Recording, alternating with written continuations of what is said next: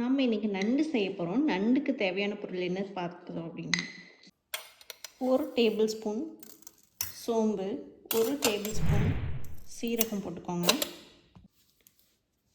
2 பச்சை மிளகாய் போட்டுக்கோங்க,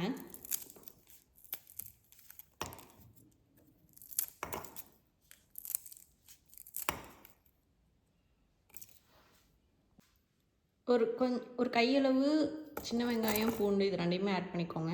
கொஞ்சம் கருவேப்பிலை தழை ஆட் பண்ணிக்கோங்க. கொஞ்சோண்டு கொத்தமல்லி தழை ஆட் பண்ணிக்கோங்க. இதெல்லாம் ஆட் பண்ணதுக்கப்புறம் கோர்ஸாக அரைச்சிக்கோங்க.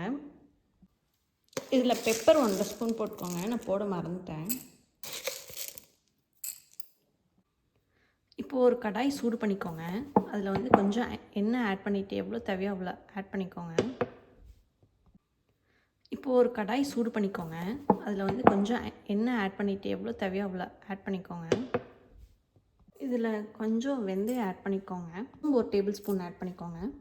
பெரிய வெங்காயம் 1 கட் பண்ணி வச்சுருக்கேன், இதை ஆட் பண்ணிக்கலாம். இது கூட தேவையான அளவு உப்பு ஆட் பண்ணிக்கோங்க. எனக்கு 1 டேபிள் ஸ்பூன் போதும், நான் அவ்வளோ ஆட் பண்ணிக்கிறேன். உங்களுக்கு தேவையான அளவுக்கு போட்டுக்கோங்க. வெங்காயம் வதக்க விடுங்க. ஒரு ஹாஃப் வெந்ததுக்கப்புறம் அது கூட 1 டேபிள் ஸ்பூன் இஞ்சி பூண்டு பேஸ்ட் ஆட் பண்ணிக்கலாம். இப்போ இது கூட 1 டேபிள் ஸ்பூன் இஞ்சி பூண்டு பேஸ்ட் ஆட் பண்ணிக்கோங்க. இது கூட ஒரு டொமேட்டோ கட் பண்ணியிருக்கேன், அதை ஆட் பண்ணிக்கோங்க. இப்போ தக்காளி குக் ஆயிடுச்சு. இதுக்கப்புறம் இது கூட 1 டேபிள் ஸ்பூன் மஞ்சத்தூள் ஆட் பண்ணிக்கலாம். மிளகாத்தூள் லைட்டாக ஆட் பண்ணிக்கோங்க, ஏன்னா காரத்துக்கு பெப்பரும் சில்லியும் போட்டிருக்கனால லைட்டாக ஆட் பண்ணிக்கோங்க. இது கூடயே 1 டேபிள் ஸ்பூன் மல்லித்தூள் ஆட் பண்ணிக்கலாம்.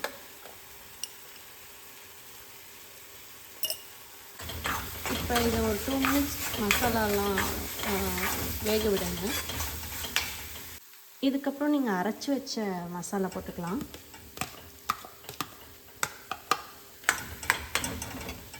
இது கூட கொஞ்சம் தண்ணி ஆட் பண்ணிக்கோங்க. இந்த ஸ்டேஜில் வாஷ் பண்ணி வச்சுருக்க நண்டு ஆட் பண்ணிக்கோங்க.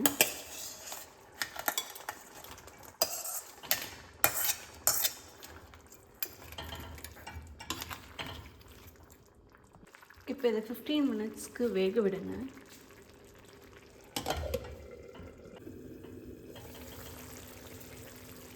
இப்போ இந்த ஸ்டேஜில் கிராபை வந்து ஆஃப் பண்ணிடுங்க.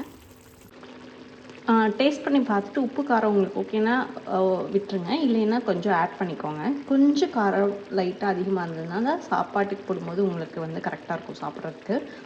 தேங்க்ஸ் ஃபார் வாட்சிங்.